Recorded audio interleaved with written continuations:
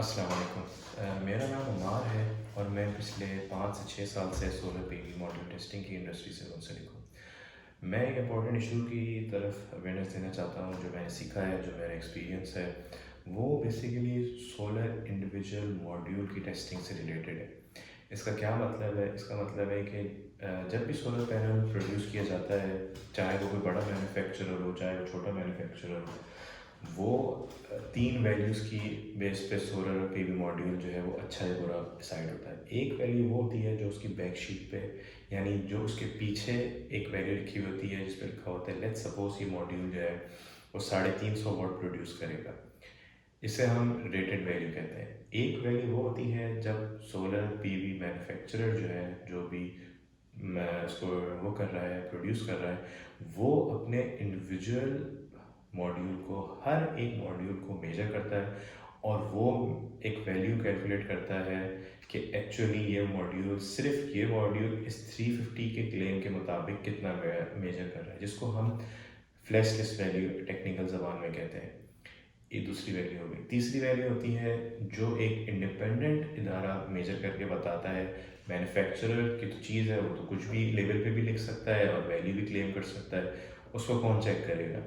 उसको काउंटर करने के लिए एक इंडिपेंडेंट लैब्स दुनिया में होती हैं जो एक्चुअली आपको बताती हैं कि ये जो प्रोड्यूसर क्लेम कर रहा है, इसकी इस स्पेसिफिक मॉड्यूल पे ये वैल्यू है।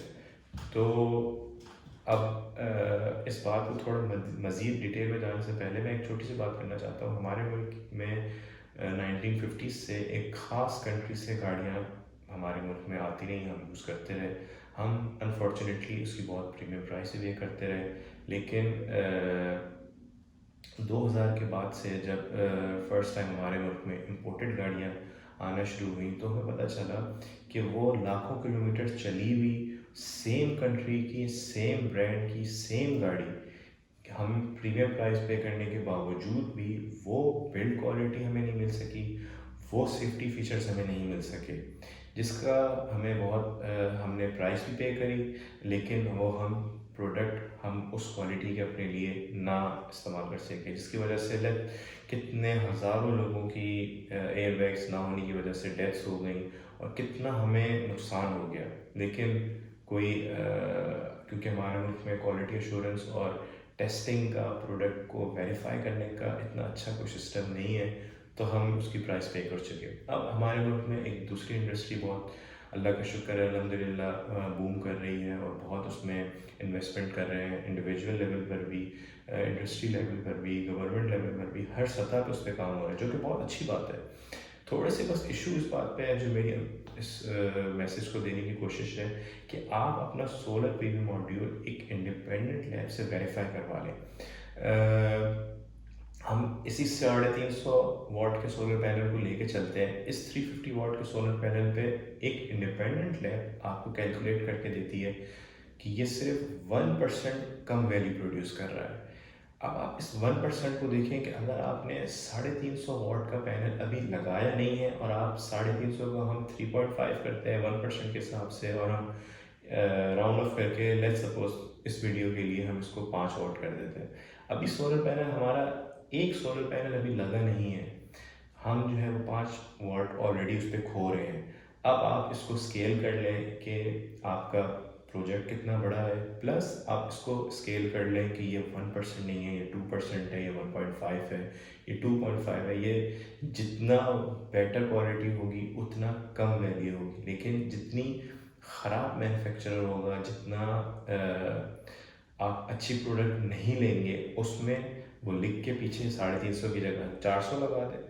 आप तो प्राइस पे कर रहे हैं 400 वाट के हिसाब से, एक्चुअली अगर वो 320 कर रहा हुआ तो आपने अभी वो सोलर पैनल लगा नहीं है आपके घर में, आपकी इंडस्ट्री में, आपके पावर प्लांट में अभी वो इंस्टॉल हुआ नहीं है और आप ऑलरेडी उसमें इतनी वैल्यू लूज़ कर रहे हो। तो उसका वाहिद सलूशन ये है कि आप किसी भी इंडिपेंडेंट इदारे से अपनी वैल्यू वेरीफाई करवाएं और फिर आप उस चीज़ को इंस्टॉल कर लें।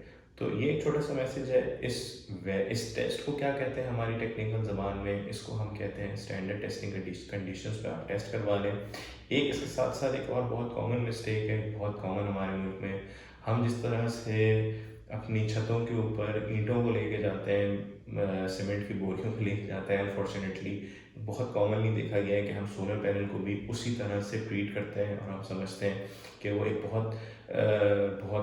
लक्कड़ हज़म पत्थर हज़म वाली चीज़ है, कि वो बहुत कुछ सॉलिड किस्म की चीज़ है जिसको कुछ भी नहीं होना और वो ख़राब नहीं होगी। ऐसा नहीं है, ये बहुत सेंसिटिव प्रोडक्ट है।